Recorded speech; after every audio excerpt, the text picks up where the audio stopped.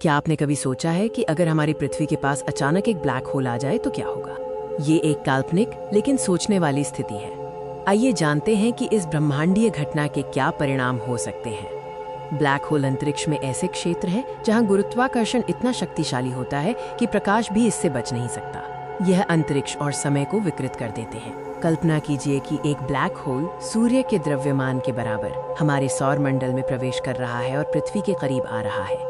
जैसे ही black hole करीब आएगा, इसका पहला प्रभाव हमारे सौर मंडल के संतुलन पर पड़ेगा। ग्रहों की कक्षाएं बदल जाएंगी। ब्लैक होल का प्रचंड गुरुत्वाकर्षण बल पृथ्वी को अपनी ओर खींचना शुरू कर देगा। इसकी शुरुआत हल्के कंपकंपी और ज्वार से होगी। ब्लैक होल के और करीब आने पर पृथ्वी पर ज्वार भाटा बल इतने बढ़ जाएंगे कि महासागरों में भयानक सुनामी आ जाएंगी और भूकंपों की संख्या बढ़ जाएगी। ब्लैक होल के चारों ओर एक इवेंट होराइजन होता है। एक बार जब कोई वस्तु इस सीमा को पार कर लेती है तो वो कभी वापस नहीं आ सकती।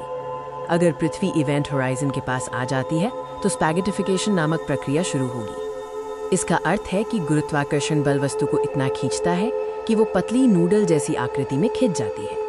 जैसे जैसे पृथ्वी ब्लैक होल के करीब जाएगी, इसके गुरुत्वाकर्षण बल से पृथ्वी का एक हिस्सा दूसरे हिस्से की तुलना में अधिक तेजी से खिंचेगा, जिससे पृथ्वी पतली होकर टूटने लगेगी। पूरी पृथ्वी अंततः टूटकर टुकड़ों में बिखर जाएगी। ग्रह का आंतरिक हिस्सा बाहर निकल आएगा और विनाशकारी रूप से फट जाएगा। टुकड़े और धूल धीरे धीरे ब्लैक होल की ओर खींचते जाएंगे और उसके चारों ओर एक एक्रीशन डिस्क बनाएंगे जो अत्यंत गर्म होगी। इस बिंदु पर पृथ्वी को निगल लिया जाएगा और इसके सभी साक्ष्य इवेंट होराइजन के पीछे गायब हो जाएंगे। हमारा ग्रह हमेशा के लिए समाप्त हो जाएगा। संक्षेप में, अगर कोई ब्लैक होल पृथ्वी के बहुत करीब आ जाए तो परिणाम त्वरित और भयावह विनाश होगा, जो हमारे ग्रह को मिनटों में खत्म कर देगा। खुशी की बात यह है कि हमारे सौर मंडल के आसपास कोई ज्ञात ब्लैक होल नहीं है और अंतरिक्ष की विशाल दूरी हमें ऐसे खतरों से बचाती है। देखने के लिए धन्यवाद। ब्रह्मांड के रहस्यों के बारे में और जानने के लिए हमारे चैनल को सब्सक्राइब करें।